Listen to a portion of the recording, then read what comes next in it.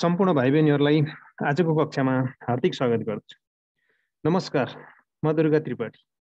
भाइ बहिनीहरू, आज म कक्षा 12मा अध्ययनरत भाइ बहिनीहरूको अनिवार्य नेपाली विषयको पाठ 11 सहकारी शीर्षकको निबन्ध शिक्षण गर्न गइरहेको छु। यस क्रममा सबैभन्दा पहिले सहकारी निबन्धका मुख्य विषयवस्तुलाई सारांशमा चर्चा गर्नेछु अनि सम्पूर्ण अभ्यास सविस्तार शिक्षण गर्नेछु। बोर्ड परीक्षाका सम्भावित मोडल प्रश्नहरूको पनि परीक्षामुखी तरिकाले शिक्षण गर्नेछु। अब भने लागौँ सहकारी निबन्धको छोटो चर्चा गर्नतर्फ। यस सन्दर्भमा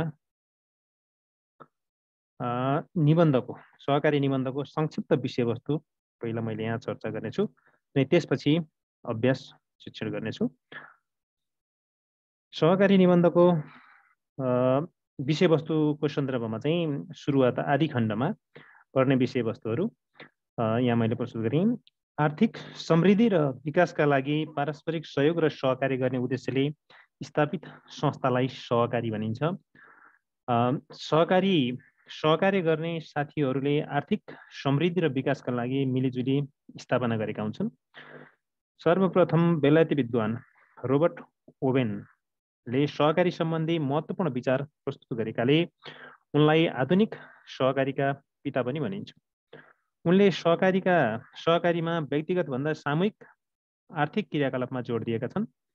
सामूहिक आर्थिक क्रियाकलापमा जोड दिने सहकारीका माध्यमबाट बेलायतले छोटो समयमा नै लोभलाग्दो आर्थिक समृद्धि र विकास गरेको छ।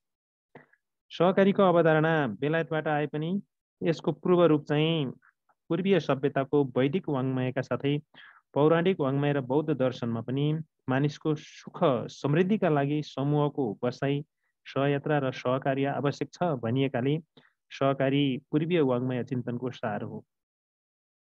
वर्तमान मानव सभ्यताको विकास पनि व्यक्तिका बीचको पारस्परिक सहयोग र सहकार्यबाट नै सम्भव भएको हो।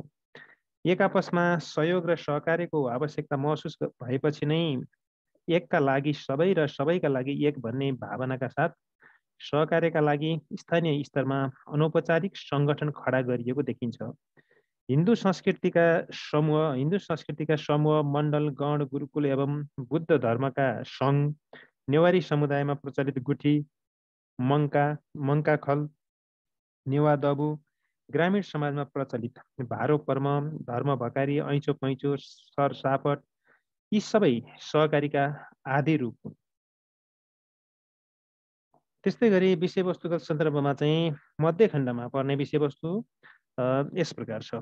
सहकारीको उपादेयता समाजका हरेक क्षेत्रमा भए तापनि आर्थिक समृद्धि र विकासमा सहकारीको विशिष्ट महत्त्व भएकाले सबै देशले सहकारीको स्थापना गरी सञ्चालन गर्दा धेरै देशको आर्थिक समृद्धि भएकाले संयुक्त राष्ट्र सङ्घले सहकारीलाई आर्थिक, सामाजिक र सांस्कृतिक विकासको आधारस्तम्भ स्वीकार गरी सबै देशलाई सहकारी मार्फत देश विकास गर्न सुझाव दिएको छ। नेपालमा सहकारी मार्फत आर्थिक समृद्धिको उद्देश्यका लागि सरकारी स्तरमा विक्रम सम्वत 2010मा तत्कालीन योजना तथा विकास मन्त्रालय अन्तर्गत सहकारी विभागको स्थापना भएको थियो। विक्रम सम्वत 2013मा चितवनमा नेपालको पहिलो सहकारी बखान ऋण सहकारी संस्था स्थापना हुनुका साथै 13वटा सहकारी स्थापना भएको थियो। सहकारी स्थापना भएपछि तिनको सञ्चालन, निर्देशन र नियन्त्रण गर्ने कानुनको आवश्यकता बोध भएपछि विक्रम सम्वत 2016मा सहकारी सम्बन्धी ऐन पनि बन्यो। यसपछि संवैधानिक अधिकारको प्रयोग गरी सहकारीका माध्यमबाट आत्मनिर्भर, दिगो एवं समाजवाद उन्मुख राष्ट्रिय अर्थतन्त्रको विकास गर्ने मुख्य उद्देश्यका साथ सहकारी सम्बन्धी विभिन्न ऐन, नियमावली, नीति र निर्देशिका तयार भएका छन्।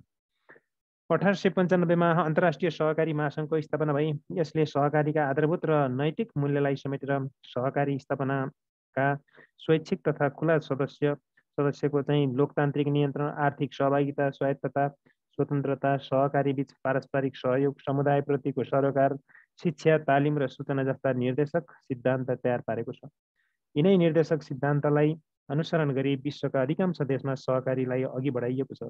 स्वतन्त्रताका लागि स्वावलम्बन, समुन्नतिका लागि पारस्परिकता र दुवैका लागि सहकारिता सहकारीको नारा रहेको छ। सहकार्य गर्दा आम जनसमूहमा छरिएर रहेको पुँजी, प्रतिभा र प्रविधिको एकीकृत उपयोग भई यसबाट आर्थिक उन्नति हुने भएकाले व्यक्ति आत्मनिर्भर बन्नुका साथै समाजको उन्नति हुन्छ।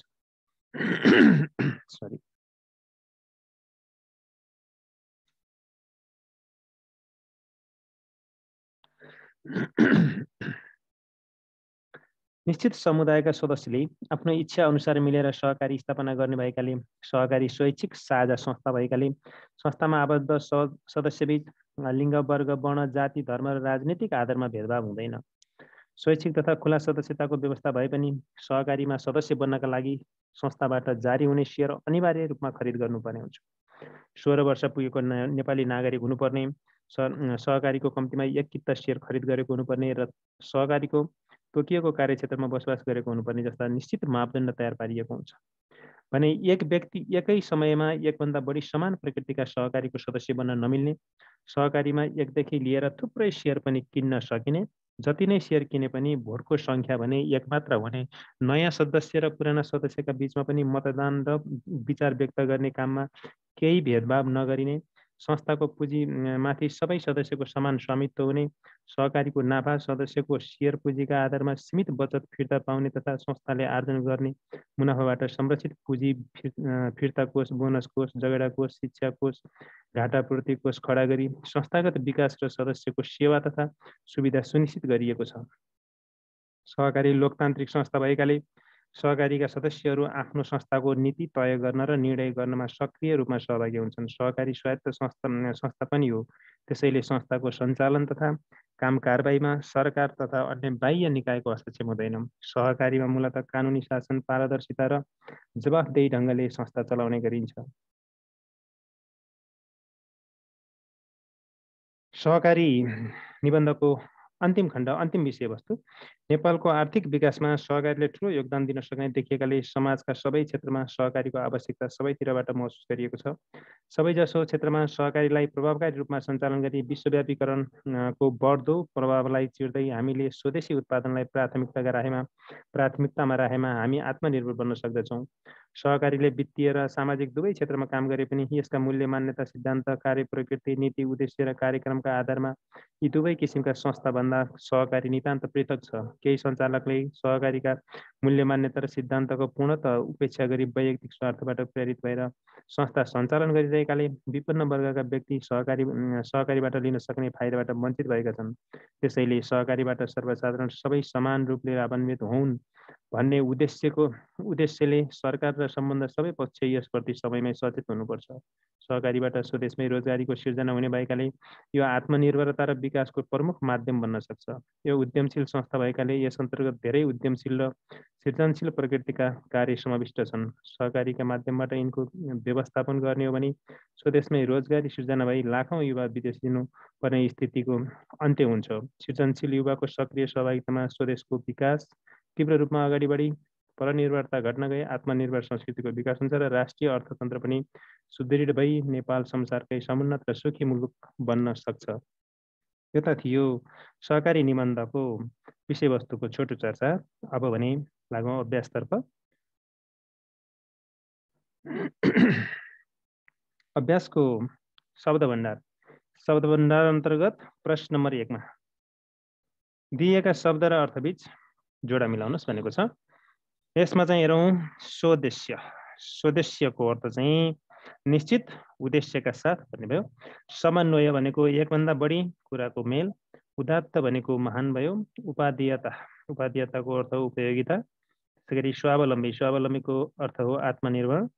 स्वायत्तताको स्वाधीनताको अर्थ बोनसको लाभांश हो भने आधिपत्य भनेको स्वामित्व हो। उर्वरा भनेको धेरै उब्जनी हुने, उब्जाउ। त्यस्तै गरी अनुपम भनेको अतुलनीय।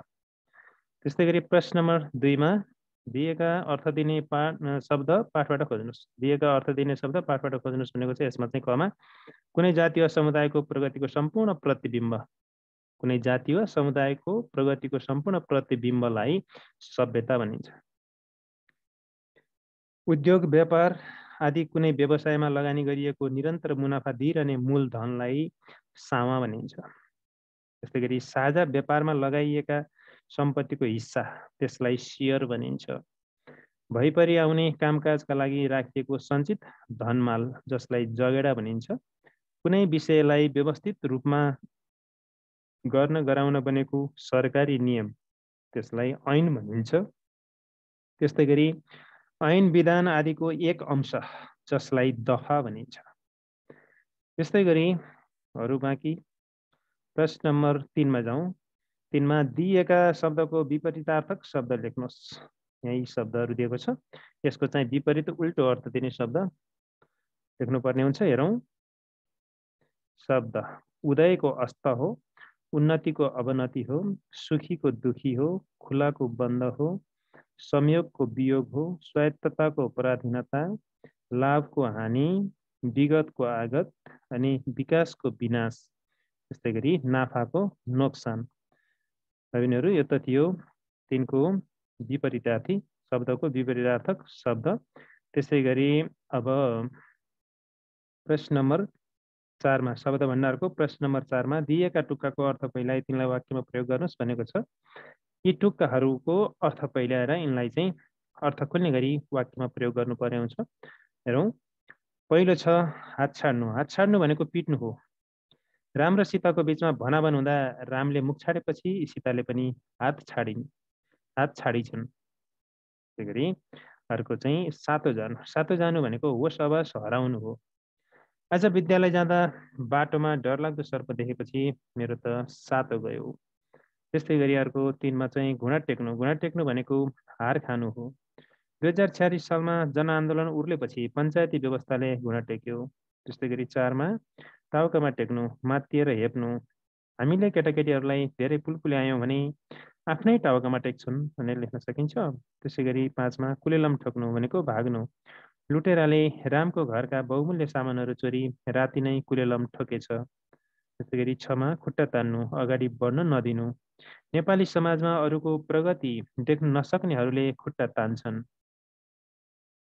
त्यस्तै गरी 7 मा हात थाप्नु। हात थाप्नु भनेको माग्नु हो।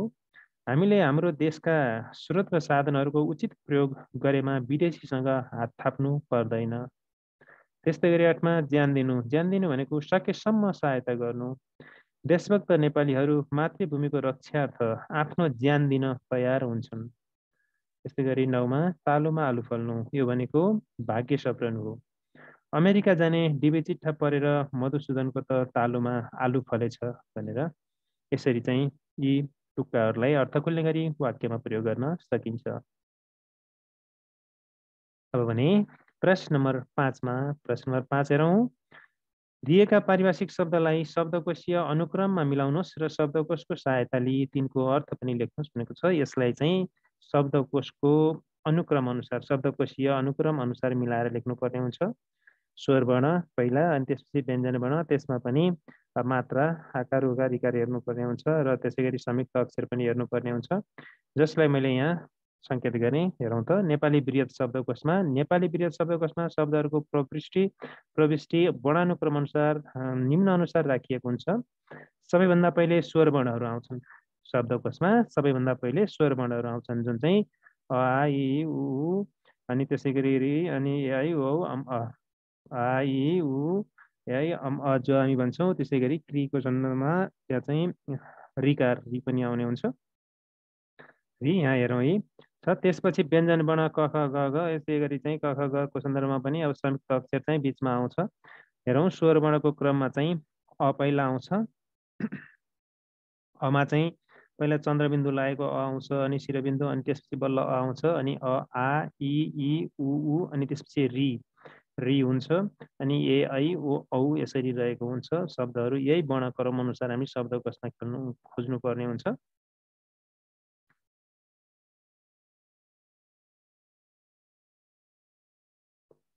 त्यस्तै गरी व्यञ्जन वर्णमा क ख ग घ यसरी कर्मश जान्छ। त्यस क्रममा चाहिँ क्षेत्र ज्ञ चाहिँ बिचमा संयुक्त अक्षर भएको हुनाले क्षको सन्दर्भमा चाहिँ क स कको क पछि क्ष आउँछ। त्यसै गरी त्रको सन्दर्भमा त पछि त्र आउँछ। त्यसै गरी चाहिँ ज्ञको सन्दर्भमा ज य अ मिलेर त्यो तिनवटा वर्णबाट चाहिँ ज्ञ भनेको त्यसैले जको क्रममा आउँछ, अनि त्र चाहिँ तको क्रममा आउँछ। त र अ मिलेर त्र भनेको। त्यसै गरी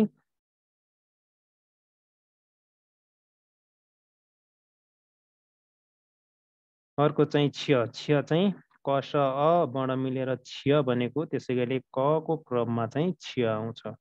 12 अक्षरीको सन्दर्भमा चाहिँ क चन्द्रबिन्दु लागेको, अनि कम, अनि क, अनि का, कि कु, यो रस्व अनि दीर्घ रस्व उकार चाहिँ, अनि दीर्घ उकार यो चाहिँ क्रि, अनि के कै को कौ, अनि क्य क्र क्ल क्र अनि क्ल यो तरिकाले आउँछ। बर लेखाइ र बोलाइ अलग अलग हुने हुनाले तत्सम शब्दलाई लेख्य नियम अनुसार नै त्यही क्रममा खोज्नुपर्ने हुन्छ।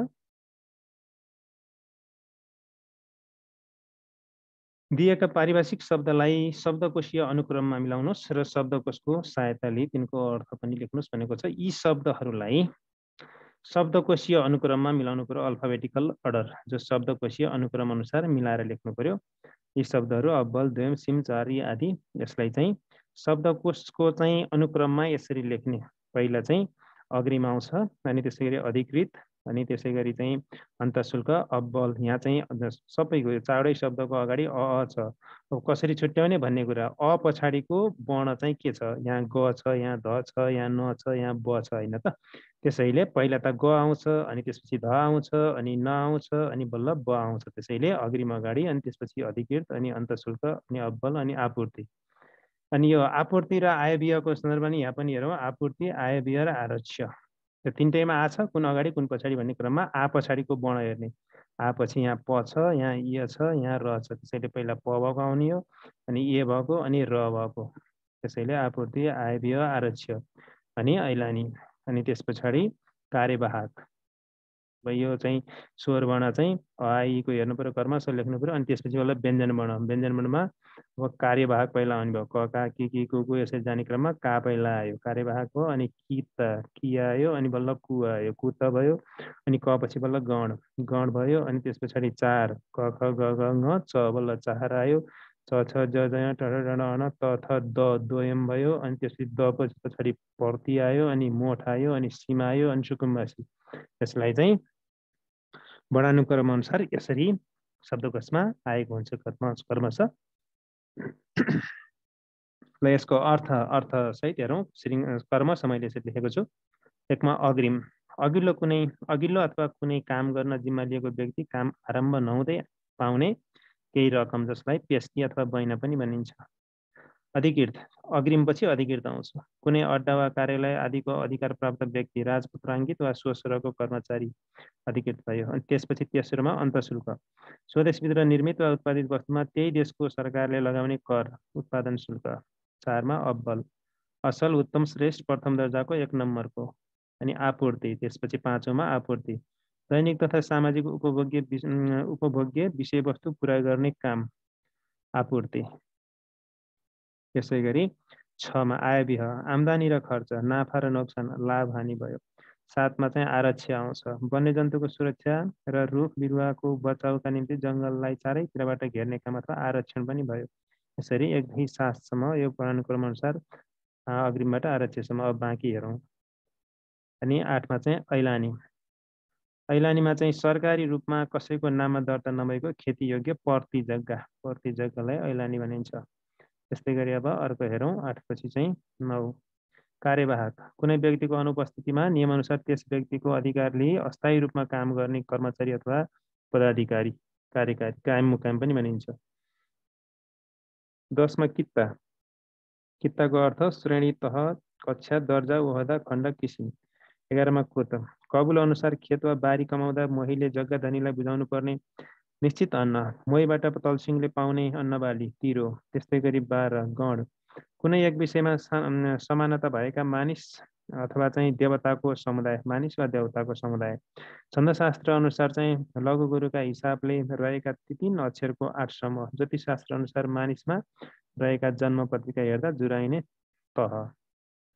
अनि 13मा चार, वर्षातका भरले रोपिने सुक्खा माटो भएको, हिउँदे र वर्षे दुवै बाली नलाग्ने त कम उब्जाउ हुने जग्गालाई चार भनिन्छ। द्वयम 14मा मजौला खालको, अब्बलभन्दा मुनिको, सिमभन्दा माथिको जग्गा, मजौला खालको।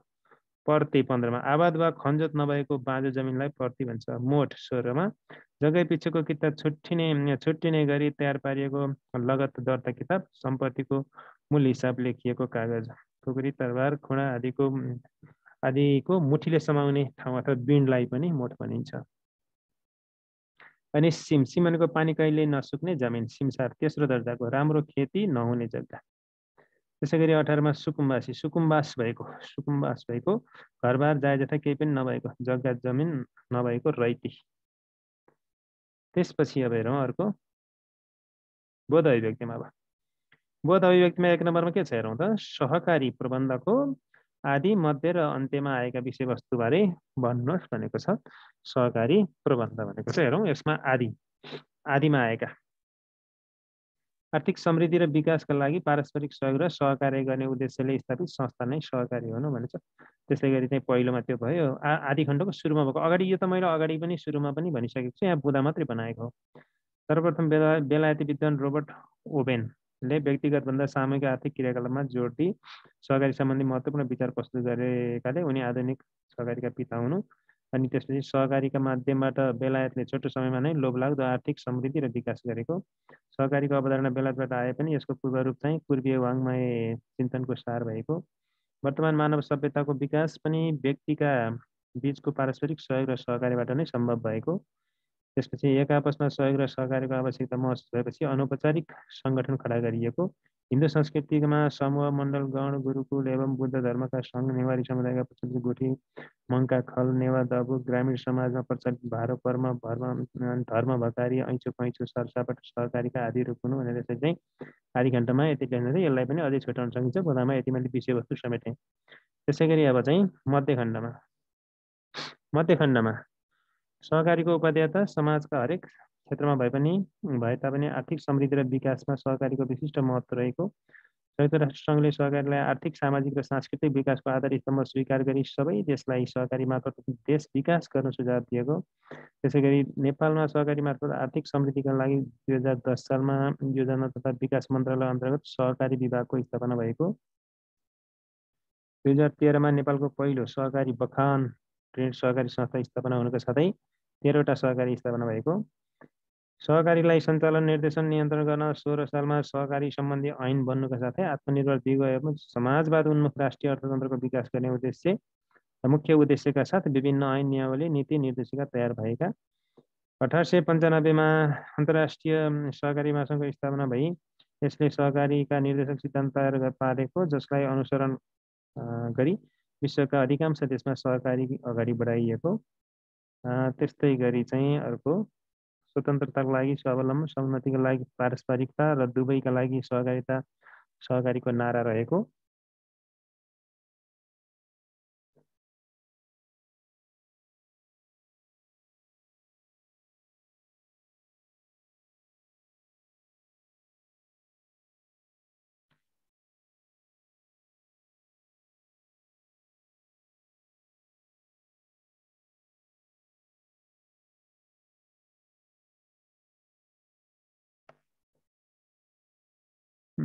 रहेको। त्यसपछि सहकार्य गर्दा जनसमूहमा छरिएको पुँजी, प्रतिभा र प्रविधिको एकीकृत उपयोग भई व्यक्ति आत्मनिर्भर बनी समाजको आर्थिक उन्नति हुने। सहकारी शैक्षिक साझा संस्था भएकाले यसमा आबद्ध सदस्यबीच कुनै भेदभाव नहुने। शैक्षिक तथा खुला सदस्यको व्यवस्था भए पनि सहकारीमा सदस्य बन्नका लागि निश्चित मापदण्ड तयार पारिएको। संस्थागत विकास र सदस्यको सेवा तथा सुविधा सुनिश्चित गरिएको। सहकारी लोकतान्त्रिक संस्था भएकाले सहकारीका सदस्यहरू संस्थाको नीति तय गर्न र निर्णय गर्नमा सक्रिय रूपमा सहभागी हुन पाउने। सहकारी स्वायत्त संस्था भएकाले संस्थाको सञ्चालन तथा काम कारबाहीमा सरकार र अन्य बाह्य निकायको हस्तक्षेप नहुने। त्यस्तै गरी सहकारीमा मूलतः कानुनी शासन, पारदर्शिता र जवाफदेही ढङ्गले संस्था चलाउने। यी विषयवस्तुहरू बुँदागत रूपमा पनि पढ्न सजिलो र सम्झन सजिलो हुन्छ, जसले गर्दाखेरि अब अन्य प्रश्न उत्तर हामीलाई लेख्न सजिलो हुन्छ। भाइ बहिनीहरूले यो कुराले यी बुँदाहरूलाई याद गरियो भने पाठगत विषयवस्तुलाई सम्झिन्छ र प्रश्न उत्तर लेख्न सहज पनि हुन्छ। त्यसै गरी चाहिँ अर्को तेस्रो अथवा अन्तिम खण्ड भन्ने मैले छुट्टै राखेको छु। नेपालको आर्थिक विकासमा समाजका सबै क्षेत्रमा सहकारीको आवश्यकता सबैतिरबाट महसुस गरिएको। विश्वव्यापीकरणको प्रभावलाई चिर्दै सबै क्षेत्रमा सहकारी सञ्चालन गरी स्वदेशी उत्पादनलाई प्राथमिकता दिएमा हामी आत्मनिर्भर हुने। सहकारीलाई विपत्ति र सामाजिक दुवै क्षेत्रमा काम गरे पनि यी दुवै किसिमका संस्थाभन्दा सहकारी नितान्त पृथक भएको। केही स्वार्थी सञ्चालकका कारण विपन्न वर्ग सहकारीको फाइदाबाट वञ्चित भएकाले सरकार र सम्बन्ध पक्ष समयमै सचेत हुनुपर्ने। सहकारी उद्यमशील संस्था भएकाले स्वदेशमै रोजगारी सृजना भई लाखौँ युवा विदेश हुनुपर्ने स्थितिको अन्त्य हुने। सहकारीमा सृजनशील युवाको सक्रिय सहभागिता भएमा आत्मनिर्भर संस्कृतिको विकास भई राष्ट्रिय अर्थतन्त्र मजबुत भई नेपाल समृद्ध मुलुक बन्ने भनेर यसरी मैले अन्त्यको विषयवस्तुलाई बुँदागत रूपमा टिपेको छु, जसले यी बुँदाले चाहिँ विषयवस्तु सम्झन र पढ्न सहज हुनेछ।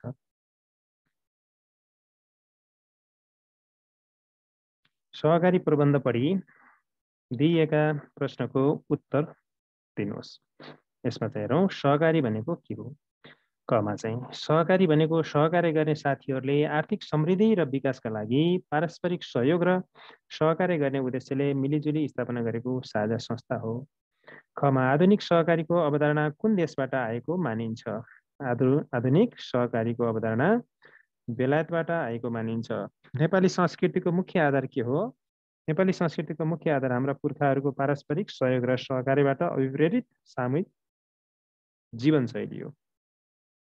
सहकारीका निर्देशक सिद्धान्त के हुन्। सहकारीका निर्देशक सिद्धान्त स्वैच्छिक तथा खुला सदस्यता, सदस्यको लोकतान्त्रिक नियन्त्रण, आर्थिक सहभागिता, स्वायत्तता, स्वतन्त्रता, सहकारी बीच पारस्परिक सहयोग, समुदाय प्रतिको सरोकार, शिक्षा, तालिम र सूचना हुन् भनेर यसरी लेख्ने। त्यसपछि घ पछि हेरौँ। अर्को घमा चाहिँ के छ। सहकारीको मुख्य नाराको आशय के हो त। त्यसो भए सहकारीको मुख्य नाराको आशय स्वतन्त्रताका लागि स्वावलम्बन, समुन्नतिका लागि पारस्परिकता र दुवैका लागि सहकारिता हो।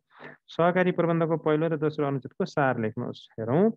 सहकारी सहकार्य गर्ने साथीहरूले आर्थिक समृद्धि र विकासका लागि पारस्परिक सहयोग र सहकार्य गर्ने उद्देश्यले मिलिजुली स्थापना गरेको साझा संस्था हो भन्नु नै सहरी प्रबन्धको पहिलो अनुच्छेदको सार हो भने व्यक्तिगत भन्दा सामूहिक आर्थिक क्रियाकलापमा जोड दिने सहकारीको अवधारणा बेलायतबाट आए पनि मानिसको सुख समृद्धिका लागि समूहको बसाई, सहयात्रा र सहकार्य आवश्यक छ भन्ने पूर्वीय वाङ्मय चिन्तनको सार नै सहकारीको पूर्व रूप हो भन्नु नै दोस्रो अनुच्छेदको सार हो।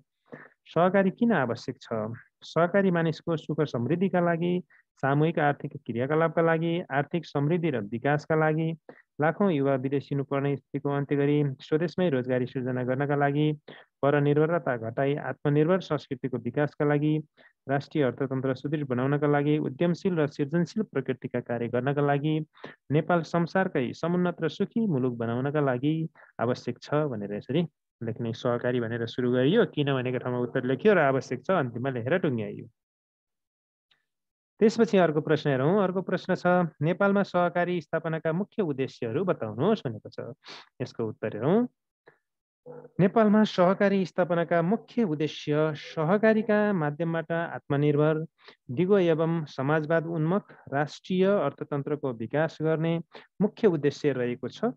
नेपालमा सहकारी स्थापनाका मुख्य उद्देश्यहरू मानिसको जीवन सुखी समृद्धि बनाउनु, सामूहिक आर्थिक क्रियाकलाप सञ्चालन गर्नु, नेपाल र नेपालीको आर्थिक समृद्धि एवं विकास गर्नु, लाखौँ युवा विदेश हिँड्नुपर्ने स्थितिको अन्त्य गरी स्वदेशमै रोजगारी सिर्जना गर्नु, परनिर्भरता घटाई आत्मनिर्भर संस्कृतिको विकास गर्नु है। यहाँ मैले करेक्सन गर्नु नभएर कोही चाहिँ विकास गर्नु, अनि राष्ट्रिय अर्थतन्त्र सुदृढ बनाउनु, अनि आम जनसमुदायमा छरिएर रहेको पुँजी, प्रतिभा र प्रविधिको एकीकृत उपयोग गरी आर्थिक उन्नति गर्नु, व्यक्तिलाई आत्मनिर्भर बनाई समाजको उन्नति गर्नु, उद्यमशील र सृजनशील प्रकृतिका कार्य गरी नेपाल संसारकै समुन्नत र सुखी मुलुक बनाउनु नै मुख्य उद्देश्य हो।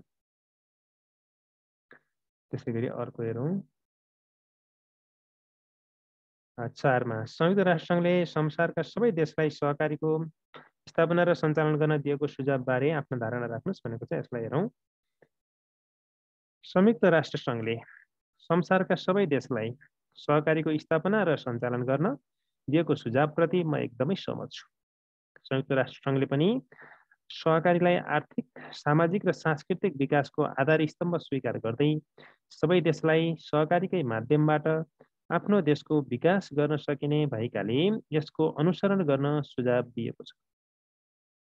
आर्थिक समृद्धि र विकासका लागि पारस्परिक सहयोग र सहकार्य गर्ने उद्देश्यले स्थापित संस्था नै सहकारी हो। सहयोग गर्ने र सहकार्य गर्ने उद्देश्यले स्थापित संस्थालाई सहकारी भनिन्छ है। यहाँ भनिन्छ भने सहकार्य गर्ने साथीहरूले आर्थिक समृद्धि र विकासका लागि मिलिजुली स्थापना गरेका हुन्छन्। सामूहिक आर्थिक क्रियाकलापमा जोड दिने सहकारीका माध्यमबाट बेलायतले छोटो समयमा नै लोभलाग्दो आर्थिक समृद्धि र विकास गरेपछि विश्वका अन्य देशले पनि यसको अनुसरण गरेको देखिन्छ।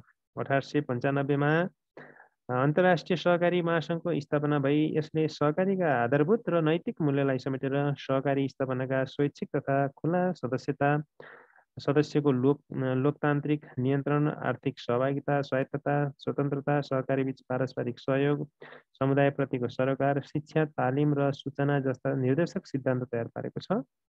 यिनै निर्देशक सिद्धान्तलाई अनुसरण गरी विश्वका अधिकांश देशमा सहकारीलाई अघि बढाइएको छ। स्वतन्त्रताका लागि स्वावलम्बन, समुन्नतिका लागि पारस्परिकता र दुवैका लागि सहकारीको नारा रहेको छ। सहकार्यबाट व्यक्तिलाई आत्मनिर्भर बनाउने र समुदायको दिगो विकास गर्ने उद्देश्यले सहकारीको अवधारणा आएको छ। सहकार्य गर्दा आम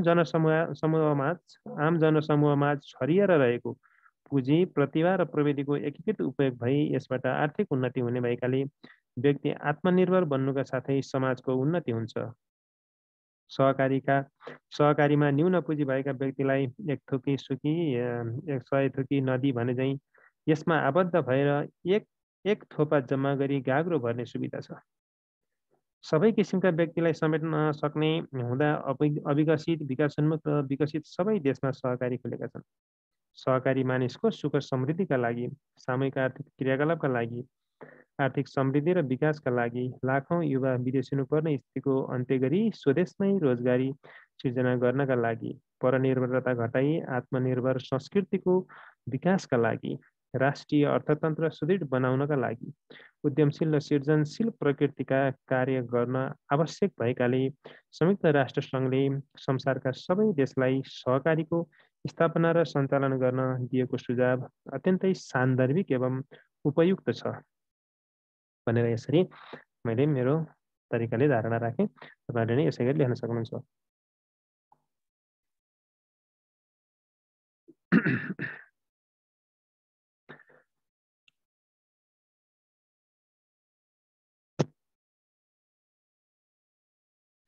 यो जुन आफ्नो धारणा भनेको छ, मैले यहाँ चाहिँ अगाडि भने कि भनिनँ, स्तरमा चाहिँ संयुक्त राष्ट्रसङ्घले संसारका सबै देशलाई सहकारी स्थापना र सञ्चालन गर्न दिएको सुझावबारे आफ्ना धारणा व्यक्त गर्नुहोस्। यस्तै प्रकृतिको प्रश्न बोर्ड परीक्षामा 5 नम्बरको आउन सक्छ।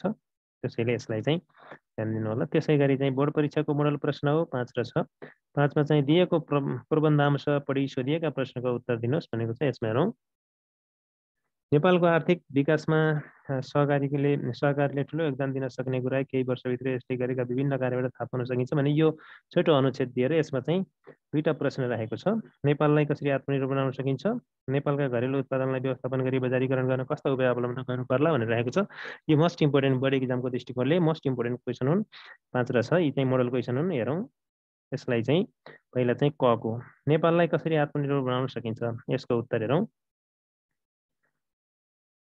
प्रकृति र संस्कृतिले भरिपूर्ण नेपालले आर्थिक, सामाजिक र सांस्कृतिक विकासको आधार स्तम्भ सहकारीलाई समुदायका सबैजसो क्षेत्रमा स्थापना गरी सहकारीको प्रकृति र लाभबारे समुदायभित्रका सर्वसाधारणलाई सुसूचित गराउँदै सहकार्य गर्दा आम जनसमुदायमा छरिएर रहेको पुँजी, प्रतिभा र प्रविधिको एकीकृत उपयोग हुन्छ अनि त्यसबाट आर्थिक उन्नति भई व्यक्ति, समाज र राष्ट्रलाई नै आत्मनिर्भर बनाउन सकिन्छ।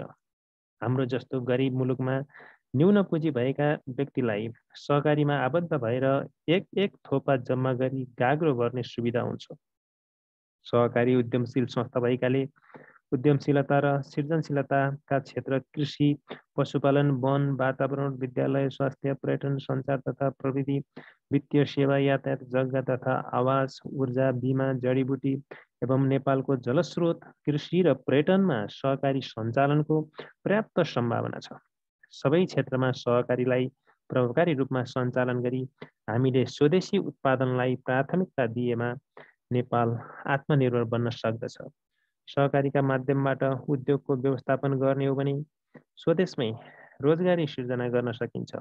सृजनशील युवाको सक्रिय सहभागितामा स्वदेशको विकास तीव्र रूपमा अघि बढ्छ। यसबाट राष्ट्रिय अर्थतन्त्र सुदृढ भई नेपाललाई आत्मनिर्भर बनाउन सकिन्छ। मात्र सहकारीका माध्यमबाट समाजका सम्पूर्ण क्षेत्र अथवा उद्योगलाई व्यवस्थित रूपमा सञ्चालन गर्दै नयाँ क्षेत्रलाई समेटेर अघि बढ्न सके नेपाललाई आत्मनिर्भर बनाउन सकिन्छ भनेर लेख्न सकिन्छ यसको उत्तर। त्यस्तै गरी खमा चाहिँ नेपालका घरेलु उत्पादनलाई व्यवस्थापन गरी बजारीकरण गर्न कस्ता उपाय अवलम्बन गर्नु पर्ला, यसको उत्तर हेरौँ। सानो स्तरको विकेन्द्रीकृत उत्पादन व्यवसाय नै घरेलु उद्योग हो। निश्चित उद्देश्यले निर्मित घरेलु उद्योग घरबाट नै सञ्चालित हुन्छ। यो सानो निर्माण कार्य भएकाले घरेलु उत्पादन घरबाट बाहिर निस्कन्छ। नेपाल जस्तो विकासोन्मुख मुलुकमा घरेलु उत्पादनले महत्त्वपूर्ण भूमिका खेलेको हुन्छ। घरेलु उद्योगहरू प्राय ग्रामीण क्षेत्रमा सञ्चालित हुने भएकाले यसले ग्रामीण क्षेत्रमा रोजगारीका अवसरहरू सिर्जना गर्दछ। अहिलेको प्रतिस्पर्धी बजारमा घरेलु उत्पादनको व्यवस्थापन र बजारीकरण गर्ने कार्य त्यति सहज छैन। नेपालका घरेलु उत्पादनलाई व्यवस्थापन गरी बजारीकरण गर्न सहकारीका माध्यमबाट सामूहिक आर्थिक क्रियाकलापमा जोड दिई गुणस्तरीय सामग्री उत्पादन गरी उपभोक्तालाई वस्तु र यसको उपयोगिताका बारेमा सूचना तथा सञ्चारका माध्यमबाट प्रचार प्रसार गर्ने, सहकारी मार्फत बजार व्यवस्थापन समिति गठन गरी सामूहिक रूपमा उत्पादित वस्तुको प्रवर्धन गर्ने, सहकारी मार्फत सञ्चालन गर्ने अनि व्यवस्थापन एवं बजारीकरण गर्ने, त्यसै गरी चाहिँ स्वदेशी वस्तुलाई प्राथमिकता दिने, सहकारीका सम्पूर्ण सदस्यलाई शिक्षा एवं तालिम दिने, घरेलु उद्योगलाई कानुनी शासन, पारदर्शिता र जवाफदेही रूपले चलाउने, उत्पादित वस्तुको गुणस्तरीयतामा ध्यान दिई बिक्री वितरण गर्ने, व्यापार अभियान सञ्चालन गर्ने अनि ग्राहकसँग सम्पर्क गर्ने, परियोजना व्यवस्थापन गर्ने, ग्राहक रिपोर्टिङ गर्न बजार प्रतिनिधिको व्यवस्था गर्ने, सफ्टवेयरमा लगानी गरी प्रचार प्रसार गर्ने, डिजिटल मार्केट र हब स्पटको व्यवस्था गर्ने, मार्केटिङका सबैभन्दा सान्दर्भिक प्रवृत्तिहरू एकीकृत गर्ने, इमेल मार्फत चाहिँ मार्केटिङ गर्ने, सामाजिक सञ्जालमा विज्ञापन गर्ने, सबैभन्दा राम्रो औद्योगिक मार्केटिङ योजना छनौट गर्ने, व्यापार मेला र सम्मेलनहरूमा भाग लिने, व्यापारिक म्यागजिनहरूमा विज्ञापन छपाउने, प्रति क्लिक विज्ञापन अनलाइन रकम तिर्ने, व्यावसायिक वेबसाइट डिजाइन गर्ने जस्ता उपायहरू अवलम्बन गर्नु पर्ला भनेर उत्तर लेख्न सकिन्छ। यो पछाडि जो पुनागत रूपमा चाहिँ लेखेको छु यी चाहिँ पढ्न नि सजिलो हुन्छ। यो मुख्य उत्तर हो। त्यसै गरी 6 मा दिएको प्रबन्धांश पढी सोधिएका प्रश्नको उत्तर लेख्नुहोस् भनेर यहाँ पनि यो चाहिँ अनुच्छेद दिएर प्रबन्धांश दिएर यहाँ चाहिँ दुईटा प्रश्न स्वदेशमै रोजगारी सृजना गर्न के गर्नु उपयुक्त हुन्छ अनि नेपाललाई कसरी संसारकै समुन्नत र सुखी मुलुक बनाउन सकिन्छ भनेर प्रश्न दिएको छु। गरेर यसलाई हेरौँ। पहिलो प्रश्न, स्वदेशमै रोजगारी सृजना गर्न के गर्नु उपयुक्त हुन्छ? यसको उत्तर हेरौँ। स्वदेशमै रोजगारी सृजना गर्न समुदायका हरेक क्षेत्रमा सहकारीलाई प्रभावकारी रूपमा सञ्चालन गर्नु उपयुक्त हुन्छ। सहकारी उद्यमशील संस्था भएकाले यस अन्तर्गत धेरै उद्यमशील र सृजनशील प्रकृतिका कार्य समाविष्ट छन्। प्रकृति र संस्कृतिले भरिपूर्ण नेपालले सहकारीलाई समुदायका सबैजसो क्षेत्रमा स्थापना गरी आम जनसमुदायमा छरिएर रहेको पुँजी, प्रतिभा र प्रविधिको एकीकृत उपयोग गरी औद्योगिक विस्तार गरी प्रशस्त रोजगारी सृजना गर्न सकिन्छ। हाम्रो जस्तो गरिब मुलुकमा न्यून पुँजी भएका व्यक्तिलाई सहकारीमा आबद्ध भएर एक एक थोपा जम्मा गरी गाग्रो भर्ने सुविधा हुन्छ। सहकारी उद्यमशील संस्था भएकाले उद्यमशीलता र सृजनशीलताका क्षेत्र कृषि, पशुपालन, वन, वातावरण, विद्यालय, स्वास्थ्य, पर्यटन, सञ्चार तथा प्रविधि, वित्तीय सेवा, यातायात, जग्गा तथा आवास, ऊर्जा, बीमा, जडीबुटी एवं नेपालको जलस्रोत, कृषि र पर्यटनमा सहकारीलाई प्रभावकारी रूपमा सञ्चालन गरी उद्योगको व्यवस्थापन गर्ने हो भने स्वदेशमै प्रशस्तै रोजगारी सिर्जना गर्न सकिन्छ। सहकारी उद्यमशील संस्था भएकाले स्वदेशमै रोजगारी सृजना भई लाखौँ युवा विदेश हिँड्नुपर्ने बाध्यताको अन्त्य हुन्छ भनेर यसरी लेख्न सकिन्छ। अब प्रश्नमा खमा हेरौँ। खमा के छ? नेपाललाई कसरी संसारकै समुन्नत र सुखी मुलुक बनाउन सकिन्छ? यसको उत्तर हेरौँ त। नेपाल प्राकृतिक र सांस्कृतिक दृष्टिकोणले विश्वकै अनुपम राष्ट्र हो। सहकारीका माध्यमबाट नेपालको जलस्रोत, कृषि र पर्यटनको क्षेत्रलाई प्रवर्धन गर्नुपर्छ। कृषि, पशुपालन, वन, वातावरण, विद्यालय, स्वास्थ्य, पर्यटन, सञ्चार तथा प्रविधि, वित्तीय सेवा, यातायात, जग्गा तथा आवास, ऊर्जा, बीमा, जडीबुटी एवं नेपालको जलस्रोत, कृषि र पर्यटनमा सहकारीलाई प्रभावकारी रूपमा सञ्चालन गरेर उद्योगको व्यवस्थापन गरी सृजनशील युवाको सक्रिय सहभागिता गराएमा औद्योगिक विकाससँगै आर्थिक रूपमा परनिर्भरता घट्न गई आत्मनिर्भर संस्कृतिको विकास हुन्छ र राष्ट्रिय अर्थतन्त्र पनि सुदृढ हुन्छ। सहकारीका माध्यमबाट सम्पूर्ण उद्योगलाई व्यवस्थित रूपमा सञ्चालन गर्दै नयाँ क्षेत्रलाई समेटेर अघि बढ्न सके नेपाल संसारकै समुन्नत र सुखी मुलुक बनाउन सकिन्छ भनेर यसरी लेख्न सकिन्छ। यसलाई धेरै बढाइ चढाइ गरेर लेख्ने कुरा नि भएन। यो चाहिँ छोटो प्रश्न अन्तर्गत पर्यो। अब भने समीक्षात्मक उत्तर यसलाई हेरौँ। समीक्षात्मक उत्तर यो विवेचनात्मक उत्तर लामो प्रश्न हो, लामो उत्तर लेख्नुपर्ने प्रश्न हो। कमा चाहिँ सहकारीले नेपालको विकासमा कसरी सहयोग पुर्याउँछ भन्ने छ। यसलाई पहिला चाहिँ सहकारीको छोटो चाहिँ प्रसङ्ग लेख्नु पर्यो। सहकारी भनेको के हो परिभाषा गर्दै सङ्केत गर्ने, उत्तरको सङ्केत गर्ने। हेरौँ यो परिचय खण्ड उत्तरमा कक्षा 12 को नेपाली पाठ्यपुस्तकका लेखकद्वारा संरचित सहकारी निबन्धमा आर्थिक समृद्धिको आधार स्तम्भ, सहकारीको महत्त्व, उपादेयता र आवश्यकताको बारेमा सविस्तार चर्चा गरिएको छ। आर्थिक समृद्धि र विकासका लागि पारस्परिक सहयोग र सहकार्य गर्ने उद्देश्यले स्थापित संस्था नै सहकारी हो। सहकार्य गर्ने साथीहरूले आर्थिक समृद्धि र विकासका लागि मिलिजुली स्थापना गरेका हुन्छन्। सहकारीको उपादेयता समाजका हरेक क्षेत्रमा भए तापनि आर्थिक समृद्धि र विकासमा सहकारीको विशिष्ट महत्त्व भएकाले सहकारीको स्थापना गरी सञ्चालन गरेर धेरै देशले आर्थिक समृद्धि हासिल गरेका छन्। सहकारीले नेपालको विकासमा पनि धेरै सहयोग पुर्याएको छ। हेरौँ अब विस्तारमा। नेपालमा सहकारी मार्फत आर्थिक समृद्धिको उद्देश्यका लागि सरकारी स्तरमा 2020-2010 मा तत्कालीन योजना तथा विकास मन्त्रालय अन्तर्गत सहकारी विभागको स्थापना भएको थियो। यसपछि चाहिँ विक्रम सम्वत 2013 मा चितवनमा नेपालको पहिलो सहकारी बखान ऋण सहकारी संस्था स्थापना हुनुका साथै 13 वटा सहकारीको स्थापना भएको थियो। सहकारी स्थापना भएपछि तिनको सञ्चालन, निर्देशन र नियन्त्रण गर्ने कानुनको आवश्यकता बोध भएपछि 2016 मा सहकारी सम्बन्धी ऐन बन्यो। त्यसपछि संवैधानिक अधिकारको प्रयोग गरी सहकारीका माध्यमबाट आत्मनिर्भर दिगो एवं समाजवाद उन्मुख राष्ट्रिय अर्थतन्त्रको विकास गर्ने मुख्य उद्देश्यका साथ सहकारी सम्बन्धी विभिन्न ऐन, नियमावली, नीति निर्देशिका तयार भएका छन्। नेपालको संविधानको धारा 53 मा सहकारी क्षेत्रको सहभागिता तथा विकास मार्फत उपलब्ध साधन स्रोतको अधिकतम परिचालनद्वारा तीव्र आर्थिक वृद्धि हासिल गर्दै दिगो आर्थिक विकास गर्ने लक्ष्य रहेको उल्लेख गरिएको छ। यस संविधानको धारा 296 को उपधारा 1 ले दिएको अधिकारको प्रयोग गरी व्यवस्थापिका संसदले सहकारी ऐन 2074 जारी गरेको छ। नेपालको आर्थिक विकासमा सहकारीले ठुलो योगदान दिन सक्ने कुरा केही वर्षभित्र यसले गरेका विभिन्न कार्यबाट स्पष्ट भएकाले समाजका सबै क्षेत्रमा सहकारीको आवश्यकता सबैतिरबाट महसुस हुँदै गएको छ। सहकारी विभागको 2077 को तथ्याङ्क अनुसार नेपालमा 29,886 यति धेरै सहकारी सञ्चालन भएका छन्। नेपालका सबै क्षेत्रमा सहकारी प्रभावकारी रूपमा सञ्चालन हुँदै गइरहेकाले नेपालको आर्थिक समृद्धिको यात्रामा लम्कदै गइरहेको छ। सहकारीले नेपालको वित्तीय र सामाजिक दुवै क्षेत्रमा काम गरी नेपालको विकासमा ठुलो सहयोग पुर्याएको छ भनेर यसरी विस्तारमा लेख्न सकिन्छ। त्यसै गरी थप यो विवेचना हो। विवेचना भएपछि अलिकति धेरै त हुने नै भयो है, लङ क्वेसन भयो।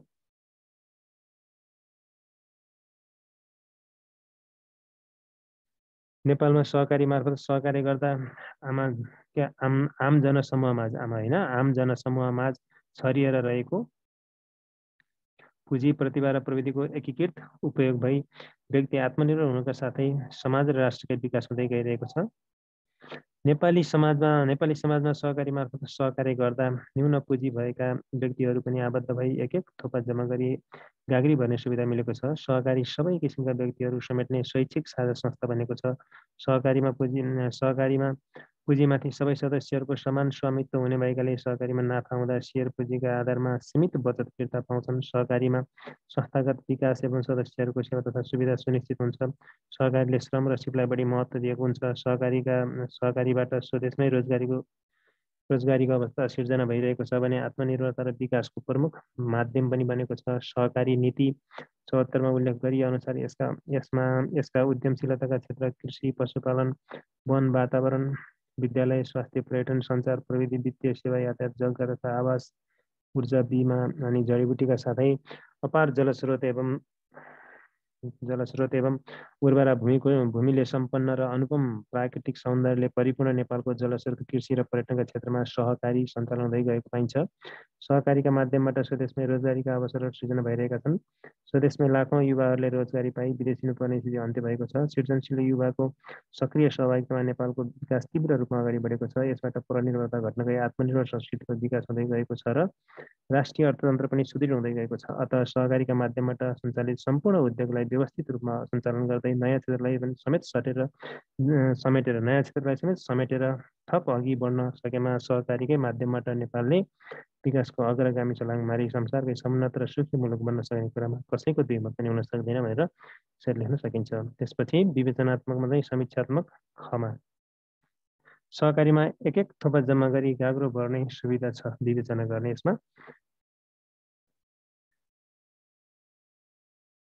कक्षा 12 को नेपाली पाठ्यपुस्तकका लेखकद्वारा संरचित सहकारी निबन्धमा आर्थिक समृद्धिको आधार स्तम्भ सहकारीको महत्त्व र उपादेयता र आवश्यकताको बारेमा सविस्तार चर्चा गरिएको छ।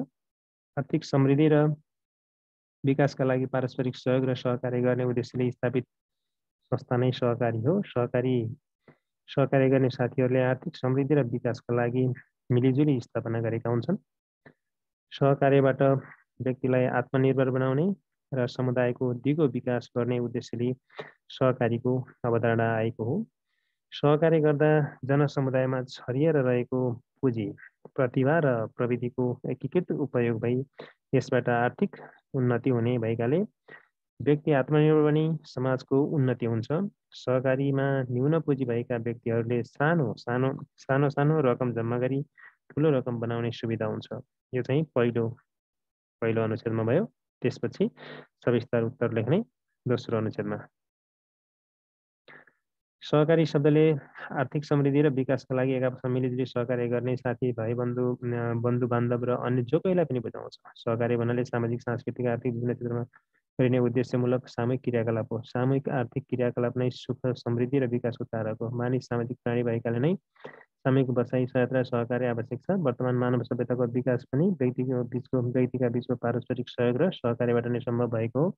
आर्थिक सामाजिक सांस्कृतिक विकासको आधार स्तम्भ सहकारीको सहकार्यबाट व्यक्तिलाई आत्मनिर्भर बनाउने र समुदायको दिगो विकास गर्ने उद्देश्य हो। सहकार्य गर्दा आम जनसमूहमा छरिएर रहेको पुँजी, प्रतिभा र प्रविधिको एकीकृत उपयोग भई यसबाट आर्थिक उन्नति हुने भएकाले व्यक्ति आत्मनिर्भर बन्नुका साथै समाजको उन्नति हुन्छ। सहकारीमा सहकार्यलाई महत्त्व दिने भएकाले यसमा न्यून पुँजी भएका व्यक्ति पनि आबद्ध हुन सक्छन्। न्यून पुँजी भएका व्यक्तिलाई एक थोकी सुकी र 100 थोकी नदी भने चाहिँ यसमा आबद्ध भएर एक एक थोपा जम्मा गरी गाग्रो गर्ने सुविधा हुन्छ। सहकारीमा जो कोहीले पनि आफूसँग भएको जतिसुकै न्यून रकम एक एक गरी जम्मा गर्दा धेरै बनाउन सक्छन्। जतिसुकै ठुलो कार्य नै किन नहोस्, सुरुवात सानो कार्यबाट हुन्छ। एक एक बिन्दुबाट नै सिन्धु बन्दछ। एक्लैले गर्न नसकिने काम धेरै व्यक्तिहरू मिलेर गर्ने हो भने सहजै सकिन्छ। धेरै व्यक्तिहरूको सानो रकम जम्मा गर्दै जाने हो भने ठुलो रकम जम्मा हुन्छ अनि ठुलो रकमलाई लगानी गर्दा ठुलै प्रतिफल मिल्दछ, जसले सहकार्य गर्ने सहकारीका सबै सदस्यलाई फाइदा नै हुन्छ। सबैको सामूहिक प्रयत्नबाट नै व्यक्ति, समाज र राष्ट्रकै आर्थिक समृद्धि हुन पुग्छ। सामूहिक सहकार्यबाट नै विकास र आर्थिक समृद्धिको सोपान चढ्न सकिन्छ। सबै जस्तो क्षेत्रमा सहकारीलाई प्रभावकारी रूपमा सञ्चालन गरी विश्वव्यापीकरणको बढ्दो प्रभावलाई चिर्दै हामीले स्वदेशी उत्पादनलाई प्राथमिकतामा राखेमा हामी आत्मनिर्भर बन्न सक्छौँ अनि राष्ट्रिय अर्थतन्त्र पनि मजबुत हुन सक्छ। सबै किसिमका व्यक्तिलाई समेट्न सक्ने सहकारीले आर्थिक स्थिति कमजोर भएका व्यक्तिलाई प्राथमिकतामा राख्ने भएकाले समानुपातिक आर्थिक समुन्नतिका लागि नेपाल जस्तो विकासोन्मुख देशका लागि यस किसिमको एक थोपा जम्मा गरी गाग्रो भर्ने सुविधा सहकारीमा छ, जुन चाहिँ हामी चाहिँ भन्न सक्छौँ।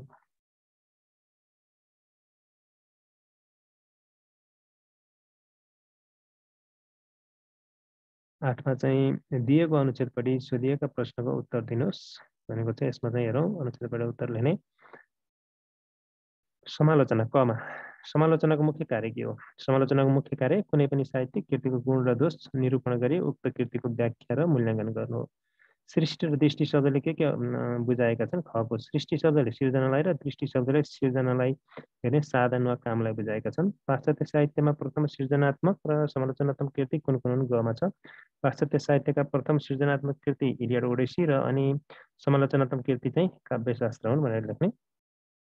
त्यसै गरी घमा कवि भानुभक्त आचार्यको जीवन चरित्र जीवनीपरक कृतिलाई किन नेपाली साहित्यको प्रथम कृति मानिन्छ भने त कवि भानुभक्त आचार्यको जीवन चरित्र जीवनीपरक कृतिलाई जीवनीपरक भए पनि प्रस्तुत कृतिमा कवि भानुभक्त र उनको काव्य रामायणका बारेमा केही विवेचनात्मक दृष्टि प्रस्तुत भएकाले नेपाली साहित्यको प्रथम कृति मानिन्छ। नेपाली समालोचना साहित्यको विशेषता फेरि 9मा दिएको अनुच्छेदपट्टि 4वटा बुँदा टिप्नुहोस् र 1/3 सार लेख्नुहोस् भनेको छ। यो चाहिँ 4वटा बुँदा टिप्पण गर्ने र 1/3 सारांश लेख्ने चाहिँ बोर्ड परीक्षाको मोडल प्रश्न हो। बोर्ड परीक्षामा यही प्रश्न पनि आउन सक्छ, नआउला भन्न सकिँदैन, किनभने इम्पोर्टेन्ट प्रश्न हो।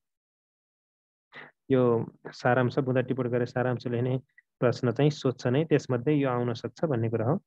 हेरौँ, दिएको अनुच्छेदपट्टि 4वटा बुँदा टिप्पण गर्नुहोस् र 1/3 सारांश लेख्नुहोस्। 4वटा बुँदा है, पहिला 4वटा बुँदा लेख्नु पर्यो। 4वटा बुँदा हेरौँ।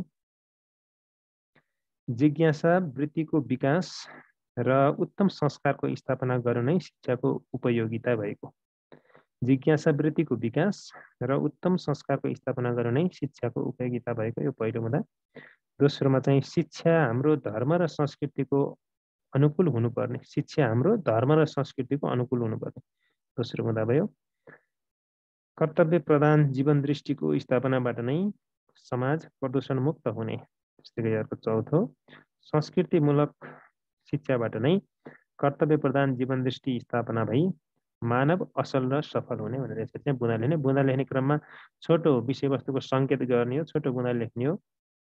यसमा चाहिँ अन्तिममा असमापिका क्रिया प्रयोग गर्ने, समापिका क्रियापद लेखेर वाक्य टुङ्ग्याउने होइन, असमापिका क्रियापद लेखेर कमा लेख्ने, जस्तै भएको कमा, हुनुपर्ने कमा, अनि बन्ने कमा, त्यसरी सफल हुने र अन्तिममा चाहिँ पूर्णविराम लेख्न सकिन्छ।